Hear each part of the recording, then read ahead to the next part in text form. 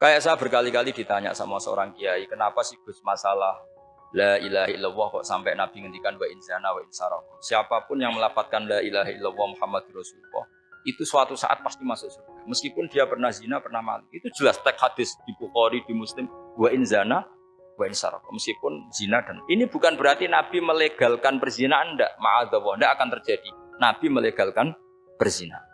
Tapi Nabi ingin ngendikan begini. Absolutisme kebenaran itu tidak terganggu oleh kesolehan dan kefasikan. Karena kebenaran absolut siapapun akan ngomong seperti itu. Saya berkali-kali nyontohkan, Rektor Al-Azhar akan bilang 1 tambah 1, 2. Lonte ya bilang 2, koruptor ya bilang 2, KPK ya bilang 2, 01 ya bilang 2, 02 ya bilang 2. Karena absolutisme kebenaran. Dan Nabi itu ingin mengatakan bahwa Allah Tuhan ini kebenaran sejati. Sehingga siapapun yang melafadzkan sah. Jika orang yang kafir 70 tahun sekali melafadzkan syahadat, sah. Tidak usah begini. Pak kafir, soleh dulu ya, beberapa tahun gitu. Baru Anda sah melafadzkan kalimat la ilaha. Tidak ada seperti itu. Semua ulama ijma, orang kafir 70 tahun melafadzkan la ilaha illallah sekali, langsung menjadi Muslim. Kenapa sah? Kebenaran absolut tidak bersyarat kesolehan maupun kefasikan. Ya kayak tadi, orang bilang 1 tambah 1 harus profesor apa anak TK boleh? Jangan mentang-mentang profesor, doktor, rektor, UGM, atau UI. Tadi anak kecil bilang berapa 1 tambah 1? 2. Udah aku tak bilang 4. Tidak bisa. Kebenaran absolut itu orang akan sepah.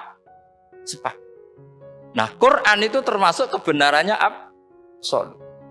Maka harusnya siapapun bisa memahami Quran. Termasuk orang yang sebelum Islam. Sekarang saya tanya ke sampean, ketika Umar masuk Islam karena dengar Quran, itu dulu dengarnya apa dulu Islamnya? Dulu dengarnya, dan dia paham. Wa ma huwa min kalamil basar, ini tidak mungkin omongan manusia seindah. Karena mudah difahami Quran. Nah sekarang enggak, karena ada sistem akademik. Itu terus orang macam-macam urutannya. Jadi repot sekarang. Kalau kata tafsir At-Tabari lebih ekstrim lagi. Itla yuqalu masalan ifham bima la aqlalak. Jadi orang-orang kafir ini kan, orang-orang kafir Mekah ini kan Rasulullah jadi nabi ini kan semua orang masih kafir. Enggak ada mahasiswa UI, enggak ada orang NU, enggak ada orang Muhammadiyah. Semuanya orang kafir, semuanya masih kafir.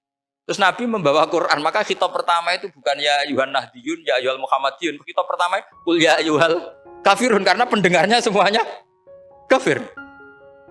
Dan itu mereka paham. Tapi nanti soal hidayat nomor 2, tapi mereka itu yang jelas. Sehingga banyak orang kafir yang menjadi muslim karena mendengar Al-Quran.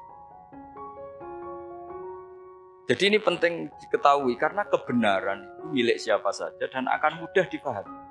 Kayak tadi, kalau 1 tambah 1 2 itu rektor ya bilang 2, anak TK ya bilang 2, musuh kamu ya bilang 2. Kamu atas nama sentimen dengan musuh pun tetap bilang.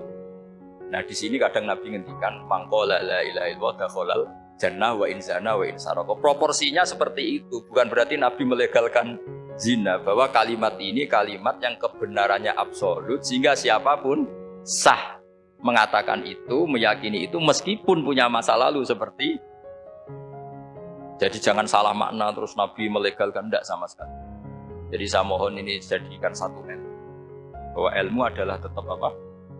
Sehingga ada ayat qulil ladzina kafaru iyantahu yufar lahum ma qad salah. Katakan kepada orang-orang kafir, sekali menghentikan kekafirannya yufar lahum ma qad salah, maka kekafiran di masa lalu dia lebih hilang dan dia hanya dengan status yang sekarang, yaitu seorang karena dia disahkan melafadzkan la ilaha. Makanya pernah ada cerita, ini penting saya utarakan. Ada orang kumpul kebo, singkat cerita, kumpul kebo lelaki sama perempuan. Suatu saat Nabi dikasih tahu sama tetangganya, ya Rasulullah, orang yang biasa kumpul kebo sekarang sudah nikah. Jawabannya Nabi unik. Alhamdulillah, kira-kira gitu kalau bahasa Indonesia. Qad kharaja min sifahin ila nikahin.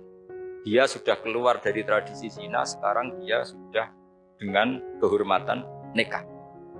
Maksudnya gini, kalau malam Senin dia belum nikah, kumpulnya kan masih kumpul kebo bertahun-tahun gitu. Paginya dia nikah, malamnya kumpul sudah kumpul sunnah karena sudah nikah. Jadi tak sama seperti itu. Kalau dia belum melafadzkan kalimat tauhid, ya statusnya dia kafir. Sekali melakukan kalimat tauhid, ya statusnya dia muslim atau mukmin. Sama.